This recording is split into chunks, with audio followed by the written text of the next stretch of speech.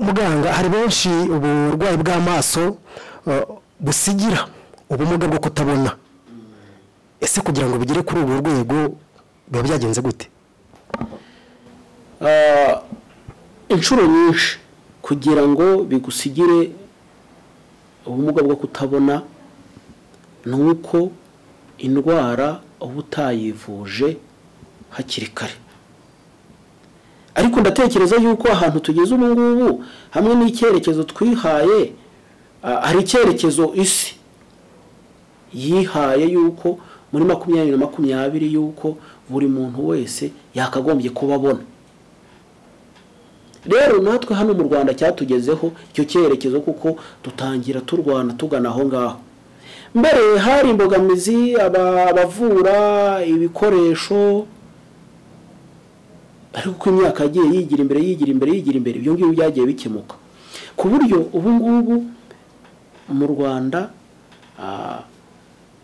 nta wari ukwiriye koko kuba yagira ubwo buhumyi bwa burundu, kubera ko ibyibanze birahari. Ndatekereza yuko kuri ibi bitabo by'akarere kose uhasanga umuganga w'amaso kandi akaba yabasha kugufasha ibikwiriye kugira ngo ubutabasha kugera kuri urwo rwego rw'ubuhumyi bwa burundu bukubera n'ubumuga.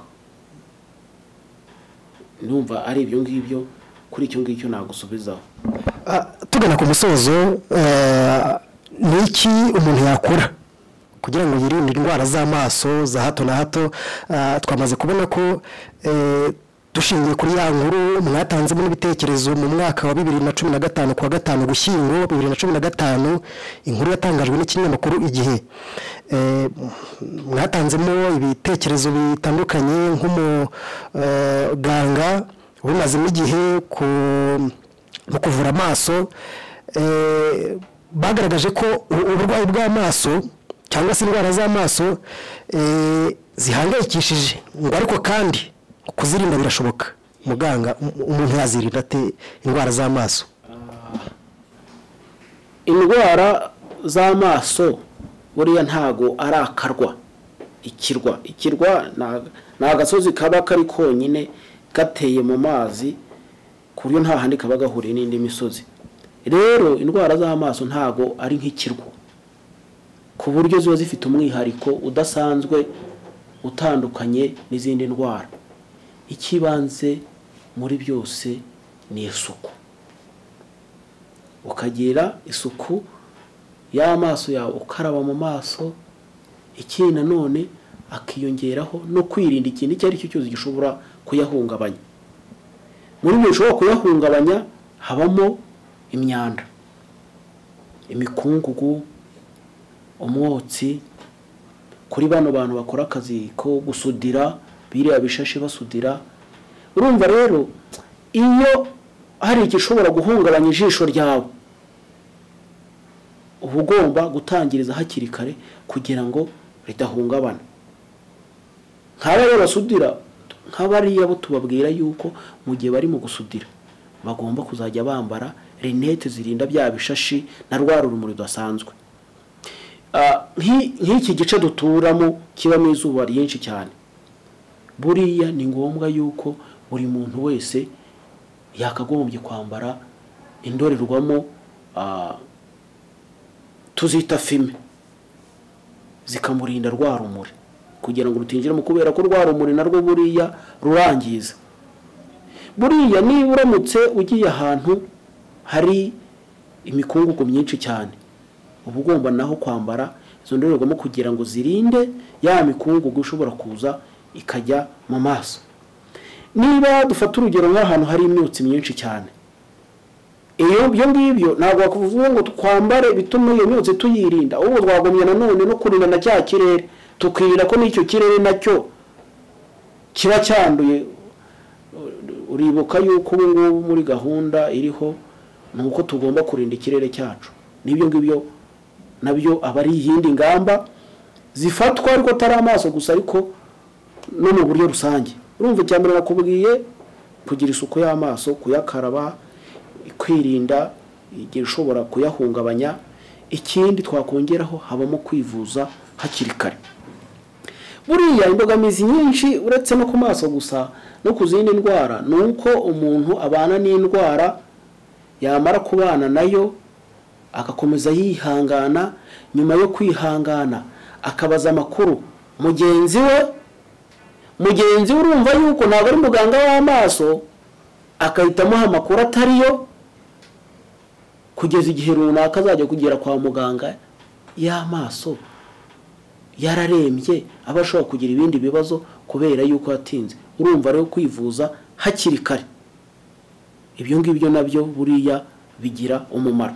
Indi nama natanga none, hejuru y'imyaka 40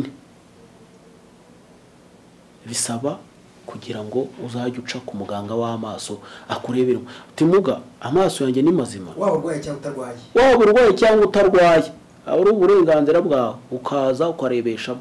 Ibyo ngibyo bituma kantu kaje tukabonera igihe, umuntu akakavurira igihe, none tukazagera muri cya cyerekezo cyacu twese tubona nta kibazo. Gereka wenda nk'umwe uba ushobora gusanga wenda n'ibyo yavukanye, ariko niba koko umwana avutse areba yakagombye kugira uburenganzira bwe bwo kubona kuzageza ashaje.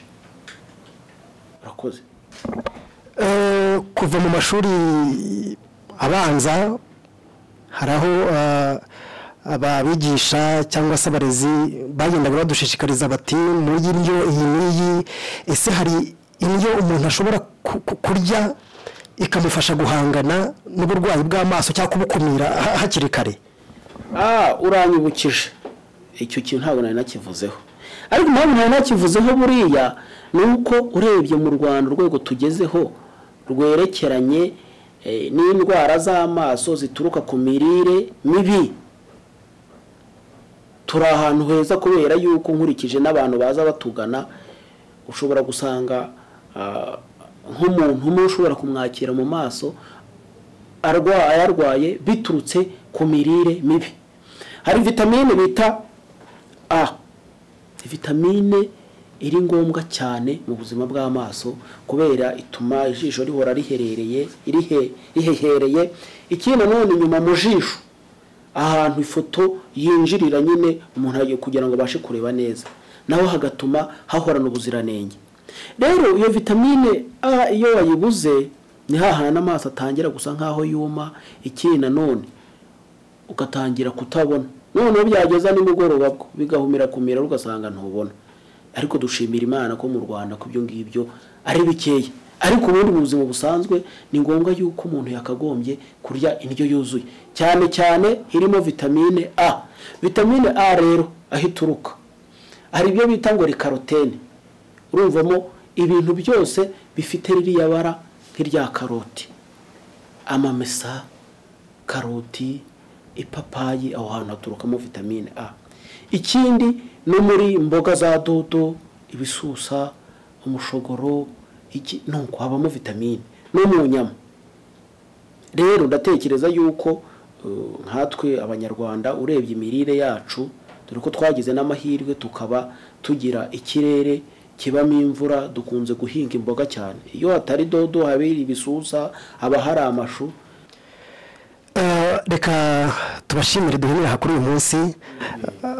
Wavuga iby'amaso, byo jisho ni rigari, amaso ni magari, umumaro afite ku mubiri w'umuntu ni mugari. Reka duhurira kuri uyu munsi, tuzagaruka ubutaha.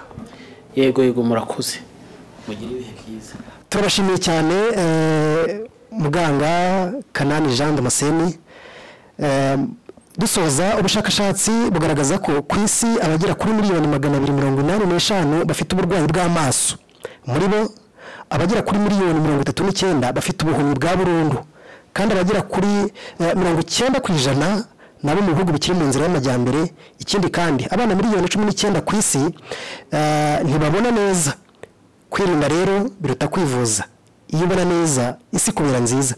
Ikiganiro cy'ubuzima ku Ndatwa TV nakagaruka. Wibuke gukanda subscribe no kuri aho kazogera kugira ngo ujye ubona notification inkuru zacu zigishyirwaho, uhita uzibona kandi zifite icyanga. Wibuke gukora share kugira ngo zigere kuri benshi bashoboka, dusangire izi nkuru zirimo icyanga. bari kumwe nanjye emusideo ariko kandi nshimira by'umwihariko nshimira byimazeyo muganga Kanani Jean Damascene impuguke y'amaso hano mu bitaro bya Kibagabaga. Nshimira kandi na Enoke wadufashije kugira ngo amajwi n'amashusho bibagireho neza. Mbifurije ubuzima bwiza buzira indwara, Imana ikomeze barinde.